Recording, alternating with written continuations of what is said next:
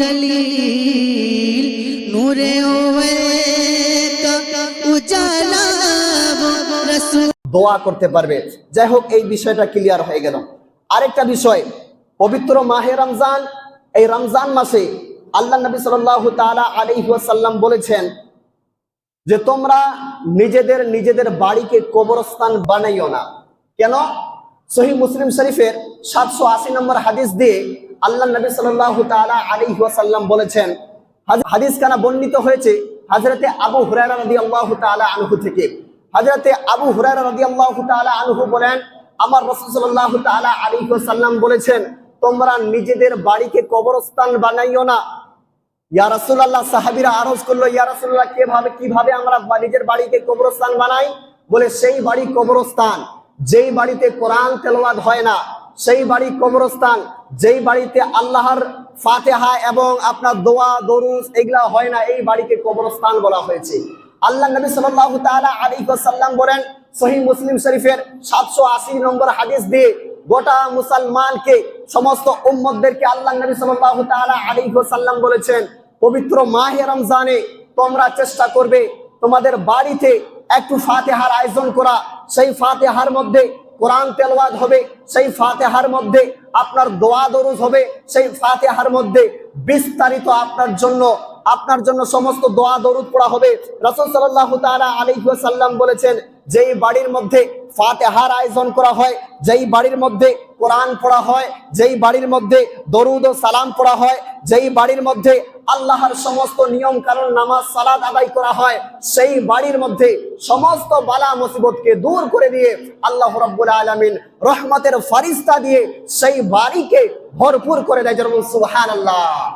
এই জন্য এই মাহে রমজান মাসে আপনারা যেভাবে পারবেন, নিজের স্বার্থে হোক বা আপনাদের পরিবারের কাউকে দিয়ে হোক, এই রমজান মাসে ছোট্ট হলো একটা ফাতিহার আয়োজন করবেন।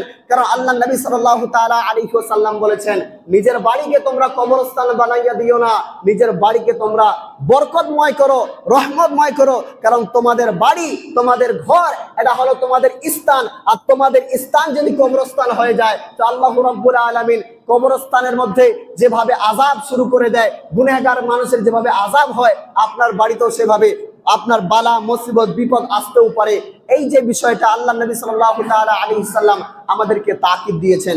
এই জন্য প্রিয় বাবাজিরা আমার সম্মানিত শিক্ষিত আমার কলিজার টুকরা ভাইরা এবং আমার যুবক বৃদ্ধ বাবাজিরা, আমাদের উদ্দেশ্য হলো এই রমজান মাসে নিজের বাড়িতে কোরআন তেলাওয়াত করা। যদি না পারেন তো কারো দ্বারা পড়ান। যদি এটাও সম্ভব না হয় তো নিজের বাড়িতে ফাতিহার আয়োজন করুন। কারণ নিজের বাড়িকে কবরস্থান বানানো যাবে না। নিজের বাড়িকে সব সময় আল্লাহ রাব্বুল আলামিনের রহমতের ফেরেশতা যেন আসে, আল্লাহ রাব্বুল আলামিনের ফেরেশতা যেন আমাদের বাড়ির মধ্যে নাজিল হয় এবং আল্লাহ রাব্বুল আলামিন যেন রহমত নাজিল করে, এটাই উদ্দেশ্য আমাদের সবসময় থাকতে হবে। যেন সুবহানাল্লাহ। এই বিষয়টা ক্লিয়ার করলাম। এবার আসুন আরেকটা বিষয় আপনাদের সম্মুখে সংক্ষিপ্ত সময় বলতে চাই। সাদকায়ে ফিতরা, যেটা আমরা যুগ যুগ থেকে দিয়ে আসছি, এই সাদকায়ে ফিতরা কিভাবে আমরা আদায় করব, হাদিসের মধ্যে কি বলা হয়েছে এবং হাদিসের মধ্যে কি পাওয়া যায়।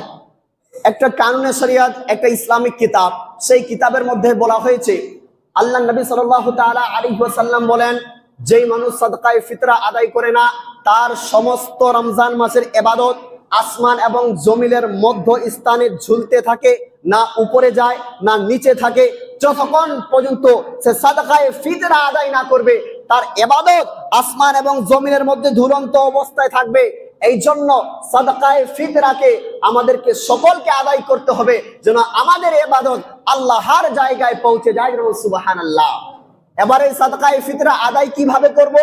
হাদিসের মধ্যে যদি দেখেন, আপনার সহিহ বুখারী শরীফের মধ্যে হাদিস, সহিহ মিশকাত শরীফের মধ্যে হাদিস এবং সহিহ মুসলিম শরীফের মধ্যে হাদিস, এই হাদিসগুলোতে আপনার আল্লাহ নবী সাল্লাল্লাহু তাআলা আলাইহি ওয়াসাল্লাম নিজের সাহাবীদেরকে সা পরিমাণ আপনার সাদকায়ে ফিতর আদায় করতে বলেছেন। হাদিসের মধ্যে সা শব্দ এসছে।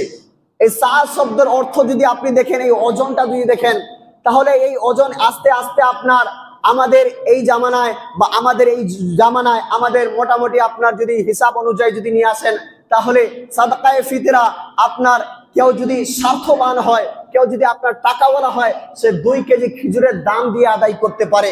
কেউ যদি আপনার স্বার্থবান না হয় সে 2 কিলো বা 45 গ্রাম গমের আপনার সাদকায়ে ফিতরার টাকা দিয়ে সেভাবে গ্রহণ করতে পারে।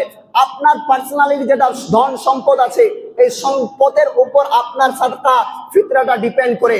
আপনি যদি পারেন তো আপনার 2 কিলো খেজুরের দাম আপনি দিতে পারেন।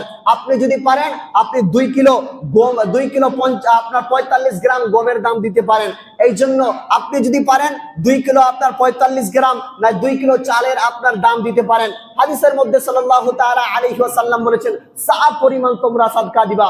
এই সা পরিমাণ আস্তে আস্তে ওজন করতে করতে এই পরিমাণে মুহাদ্দিসে একরাম, মুহাদ্দিসে কাবীরা যারা হাদিস নিয়ে রিসার্চ করে, যারা হাদিস নিয়ে সবসময় পড়ে আছে, তারা এই পরিমাণটি নির্ধারিত করেছে। এই জন্য আপনারা আলোচনা করবেন এবং মিনিমাম আপনারা যদি আপনার এই জামানায় যদি আপনারা সাদকায়ে ফিতর সঠিকভাবে আদায় করতে চান তাও মোটামুটি আপনার 70 থেকে 75 টাকা একজন প্রতি সাদকায়ে ফিতরা চলে আসবে। এই জন্য আপনারা এই জিনিসগুলো ভালোভাবে মনে রাখবেন এবং সাদকায়ে ফিতরা অবশ্যই আদায় করবেন। কারণ সাদকায়ে ফিতরা যদি আদায় আপনি না করেন, আমার রাসূল সাল্লাল্লাহু তাআলা আলাইহি ওয়াসাল্লাম বলেছেন যে সাদকায়ে ফিতরা আদায় করে না তার সমস্ত ইবাদত সে আসমান এবং জমিনের মধ্য স্থানে ঝুলন্ত অবস্থায় থেকে যায়।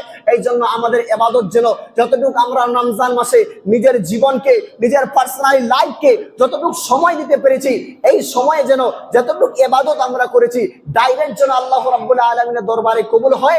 এই জন্য আল্লাহ রাব্বুল আলামিনের উদ্দেশ্যে এবং আমরা সকলেই সেই সাদকায়ে ফিতরা সকলেই আমরা সঠিকভাবে সঠিক নিয়মে আদায় করবো। যেন সুবহানাল্লাহ। এই বিষয়গুলো আপনাদের সম্মুখে ক্লিয়ার করে দিলাম। প্রথমত ইত্তেকাফের বিষয়টা ক্লিয়ার করে দিলাম। দ্বিতীয়ত নিজের বাড়িকে কবরস্থান বানানো যাবে না। মাহে রমজানে আপনারা যতটুকু পারবেন নিজের বাড়িতে কোরআন তেলাওয়াত করে হোক, ফাতিহা আয়োজন করা হোক, যেই বিষয় হোক, কিন্তু এই মাহে রমজানে যে কোনো জিনিস একটা করবেন। কারণ এই বাড়ি আপনার একটা সব থেকে ভালো জায়গা। এই বাড়িকে আপনাকে কবরস্থান বানানো যাবে না। কারণ আল্লাহ নবী সাল্লাল্লাহু তাআলা আলাইহি ওয়াসাল্লাম সহিহ মুসলিম শরীফের মধ্যে আপনার 780 নম্বর হাদিস দিয়ে বলে দিয়েছে তোমরা নিজের বাড়িকে কবরস্থান বানাইও না, নিজের বাড়ির মধ্যে কোরআন তেলাওয়াত করিও, নিজের বাড়ির মধ্যে সুন্দরভাবে ফাতিহা দরুদ সালামের আয়োজন করিও বা যে হোক ইত্যাদি। আপনারা এই মাহে রমজানে নিজের বাড়ির মধ্যে যতটুকু আপনার স্বার্থ হয় সেভাবে আয়োজন করবেন। এই জন্য আমার মূল বক্তব্য এখান থেকে করলাম ইতি। আপনাদেরকে সমস্ত বিষয় ক্লিয়ার করে দিলাম। যদি আপনি নাও বুঝতে পারেন ইনশাআল্লাহ নামাজের পরে পরে আমাকে বলবেন, ইনশাআল্লাহ আমি আরো আপনাকে বোঝানোর চেষ্টা করব।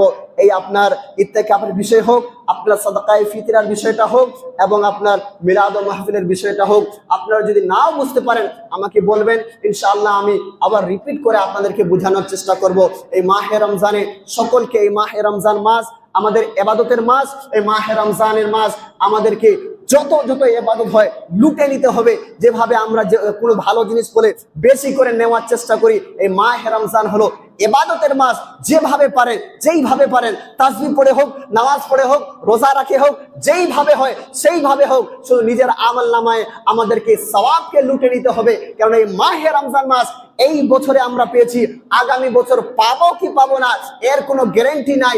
আগামী বছর আমি থাকবো কি থাকবো না এর কোনো গ্যারান্টি নাই। এই জন্য আমাদের সব থেকে যেটা আমরা আপনারা লক্ষ্য করব, যতক্ষণ পেয়েছি, যতটুকু সময় পেয়েছি, এই সময়ের মধ্যে নিজের আমলনামায় যতটুকু মাহে রমজানে নেকি অর্জন করতে পারি, এটাই সব থেকে আমাদের সাফল্য বিষয় হবে।